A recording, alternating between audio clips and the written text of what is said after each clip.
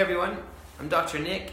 I'm a chiropractor in Oakbank at Better Back Chiropractic, which is where I'm live right now, and also at a chiropractic office south of the city in Woodcroft at Adelaide Family Chiropractic. Now, I'm starting off a bit of a series on the topic of concussion. So over the next 4 weeks, maybe 5, I'll be touching on a few different topics with regard to concussion, particularly for those who've got kids playing and the season's coming up with footy and rugby and all the rest coming on. So if this is of interest to you, tune in, share with your clubs and all the other parents that are going to be involved with your kids as well, so they can take advantage of what we're sharing and ask questions along the way too. I'll be checking back and seeing what kind of comments and questions you guys have got.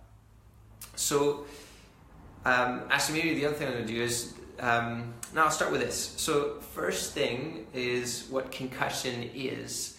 So concussion itself, a lot of people think, well, if I lost lost consciousness, pass out, then I must be concussed. Well, the reality is, yes, you're concussed. But it's very possible that you've been concussed and not pass out.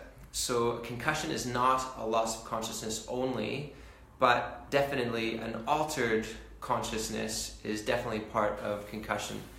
So in sport in particular, there's a couple of different kinds of sport that can lead to concussion. You've got collision sport and contact sport. Collision sport, things like AFL, where literally bodies are colliding together. Your heads can collide with other people as well, but it's part of the rules. You're allowed to tackle and hit. So rugby union, AFL footy, those types of things. Ice hockey, which is what I grew up playing, versus contact sport, which is more things like netball.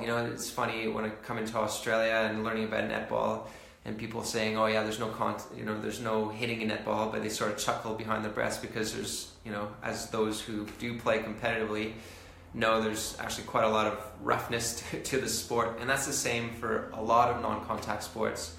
And concussion in non-contact sports sometimes isn't even from hitting.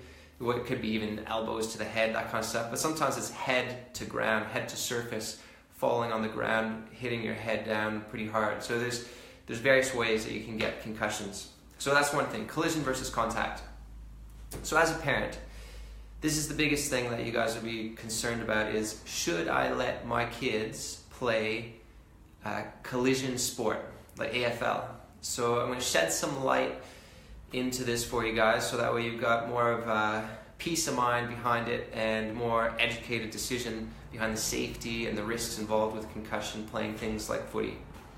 So let's talk about deaths from concussion. So these statistics are from the US, but obviously much bigger population, that kind of stuff, but just keep in mind, to give you some ideas. It's a comparison. So in the US, there are 247 on average deaths per year from biking accidents. Biking as in like push bike cycling accidents. But these are people who are under the age of 20.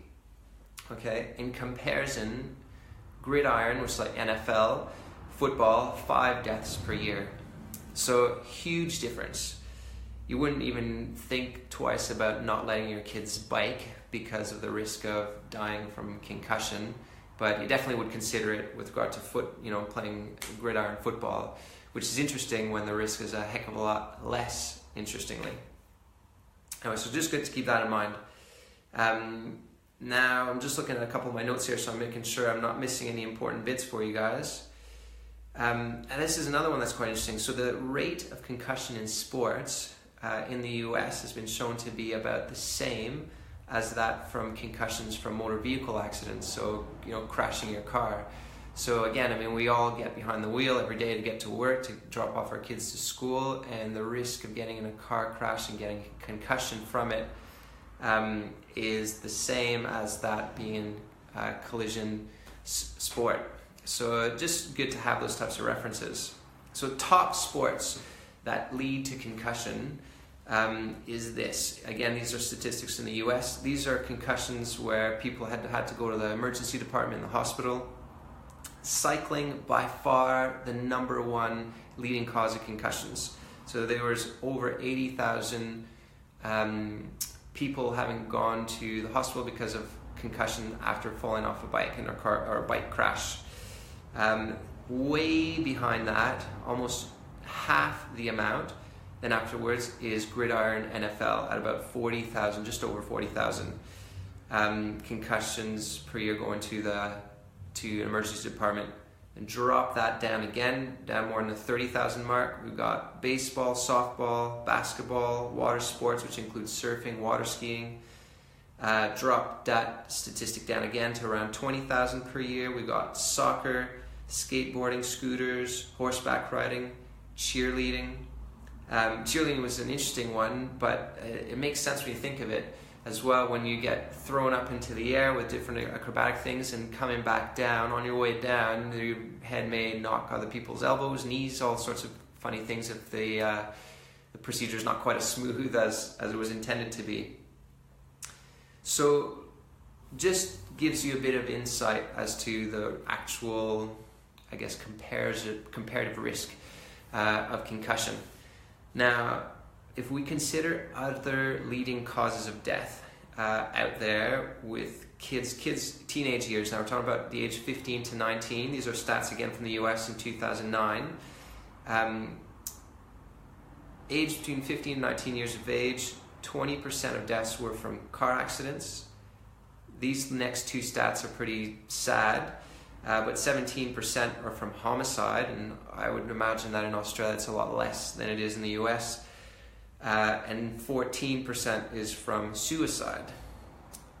So the top leading causes of death with regard to kids are nowhere near related to major repercussions of concussion, especially something called second impact syndrome, where if you get a concussion and you go back to play too soon before your brain's actually healed up, that's when the risk is higher, and even that risk of death is, when you compare all these other things, is pretty darn low, which is great.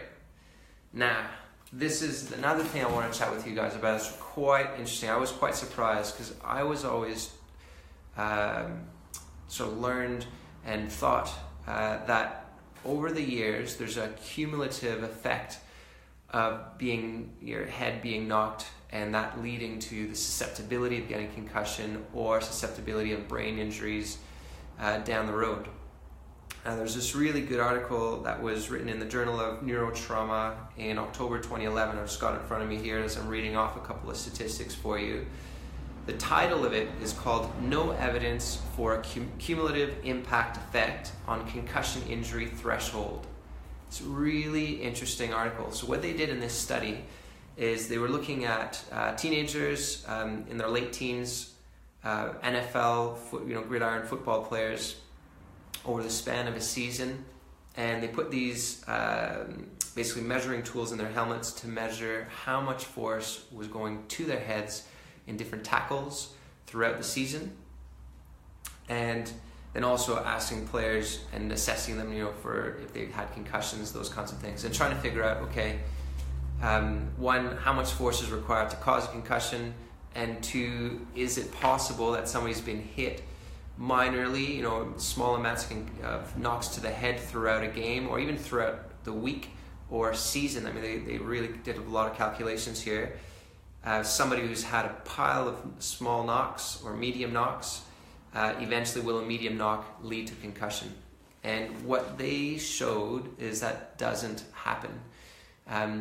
If you get a good knock to the head and don't get concussed, 30 minutes later you get knocked to the head again, you're not more susceptible to being concussed from that second knock. It's a once-off event, which was, it was nice to hear that, definitely. It's a good thing. Now, there's one thing I want to share with you guys about this, is this. So, let me just make sure I'm reading this off correctly to you. So, I'll read off this line to you. Although it's clear from existing literature that large magnitude impacts cause concussions, it remains unclear why so many head impacts of equal or greater magnitude do not. So what they're saying is, some people get a big knock to the head, get a concussion. Somebody else, or even sometimes the same person, can get a big knock, even a bigger knock, and not get a concussion. How does that make sense? And the answer is, right now, we don't fully know, but there's a bunch of different possibilities behind it, which I'll be chatting in future, one of the series episodes later on in the next few weeks, as to ways you can decrease your risk of getting concussions. But one of the thoughts, I'll read to you a few of them that are written in the paper. One is physical fatigue, sleep deprivation, concurrent illness. So if your body is already susceptible to being affected, period, by anything, because your body's just not 100%, you're more than likely more easily going to get a concussion. But we'll talk more about that down in the future. So at this stage, the good news is the risk of you being concussed and having a serious impact from that concussion affecting your child's or yourself, your life and your quality of life, and more seriously death, is thankfully pretty darn small. So you can go out there, play, have fun, make sure that you don't need to be stressed out about that side of things. The most important thing is to make sure that if you do get a concussion, it's managed properly and you don't return to play too soon. Those will decrease your risks even more than what I've already stated. And we'll talk about that in some of the future episodes as well. But thankfully, honestly, Australia does a great job. Like all the trainers and all the sports teams, especially with AFL and rugby union and soccer, they all have policies with regard to concussion that they follow, well, by law actually, but they follow them really well and stringently to make sure you don't let your kids get back to playing too soon. And that's very, very important. But I'm quite impressed with how Australia's doing that. Now, my story in particular is I grew up playing competitive ice hockey, collision sport, and I've had 3 concussions growing up. One actually wasn't ice hockey related, it's actually snow skiing. Just wiped out on a big jump and knocked my head back on some ice. And then also had a couple of concussions in the same season playing ice hockey when I was around 17 or 18 years old. And definitely when you get a concussion from an athlete's perspective, it definitely puts you in a bit of a slump from a performance perspective, because once your brain is healed up and you're better to go back out there, your level of confidence is going to be significantly affected. Mine was definitely, and because you're worried about getting knocked again. So there's things that we can do to keep your confidence up and make sure that you're back on track 100%, and we'll also chat about that in some of the future episodes. But just want to let you know that even though I've had concussions, as far as I'm aware, my brain is working great. I mean, went on through to university, did 8 years to become a chiropractor, and have not suffered any symptoms since. That's not true for everybody, unfortunately. Some people can suffer long-term consequences after concussions, even if they've only ever had one. But by far, most adults recover between 7 to 10 days from a concussion. With kids, by far, most recover between 2 weeks and 4 weeks. There's about 30% of kids that can continue on having a few symptoms beyond 4 weeks.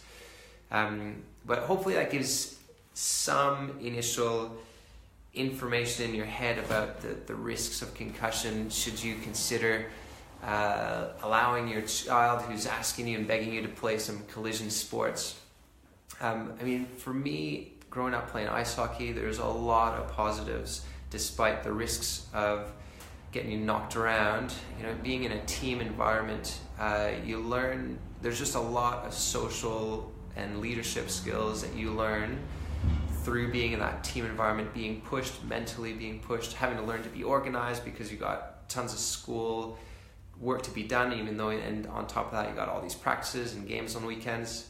To me personally, I think, especially after reviewing all the risks and how low the risks are, If it's managed properly, you let the brain heal up. If you do get concussed, you look after the body to recover well, give it some good nutrition to heal up properly. Look after your spine, because when you get a concussion, you certainly knock your neck around as well, which we'll talk about down the road too. If you look at all these things, manage it well, there's honestly, in my mind, more pros than cons of being involved in a team sport environment. So hopefully that gives you a bit of insight. If you got some questions, if there's even certain topics about concussion that I don't talk about over the next few weeks that you want me to chat about, or questions you want me to talk about in any of those episodes, type them in below.